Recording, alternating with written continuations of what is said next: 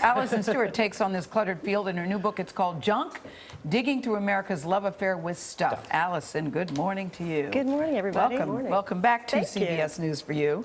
But this is interesting. This is what I thought about your book. You said you know it's junk when you're embarrassed by it, it's broke, it can't be fixed. The sight of it scares little children. Yet we all still keep it. Yet we all still it. have it in our house. And that's sort of what happened to me is I discovered that when my parents passed away, I had to clean out their basement. Like a lot of Gen Xers and baby boomers, we're all facing that.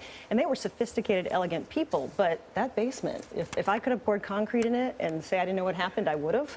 It was a junk situation. They had just accumulated so much, and I would tell people what I was doing.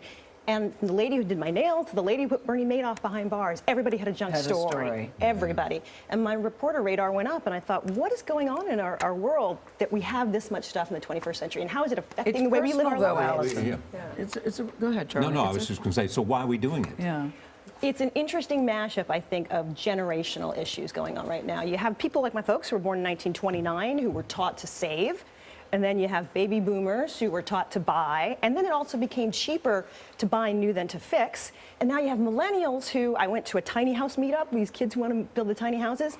And I said, what about your pictures? And my pictures are here. All my music is here. Everything is on my phone. And I share my car.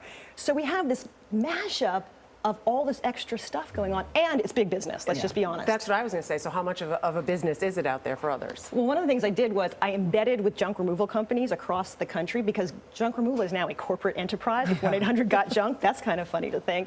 So I went to 5 cities and I rode along and I cleaned out basements and I saw what was involved with it. And people spend an enormous amount of money trying to get help getting stuff out of their houses. And you physically did it. I did. You physically did it. I rolled up my sleeves and got frightened. No, thank So you. what advice do you have for most of us who do collect too much? I think it's all Stop it. Prevention. Stop it. Prevention. Give it up. There are so many great professionals out there who are willing to help and who are quite compassionate because a lot of times people are meeting them at very vulnerable points in their lives. I would also say prevention is key.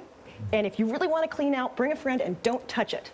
That's a big part of the science. You said once you touch it, then you have an attachment to it. Yeah, there's a lot of great science that says that once you give somebody, it was a mug test. They gave people a mug, and once they held it, they didn't want to give it back, as opposed to people who they just put the mug next to them. So don't touch it. Bring a friend. Or move into a New York City apartment. That You have too. no space where But you then can there's keep your junk. storage. No, I thought this was a funny line in your book. You wrote that storage supplies are to junk what Spanx are to the middle-aged spread. Yeah. Our businesses like the Container Store really keeping us all in denial because people say, well, it was grandma's, it was grandpa's, I'll use it in a year. And you say you got to let all of that go. You have to let it go. A lot of actually junk removal professionals will not say throw out or trash. They'll say let it go. They want people to have some power over it. And the idea is, as one told me, it is people are holding on to the memory. It's not the thing, it's the memory. It reminds me of George Carlin and Stuff. Yeah. Allison, thank you. Allison Thanks for Stewart. having me.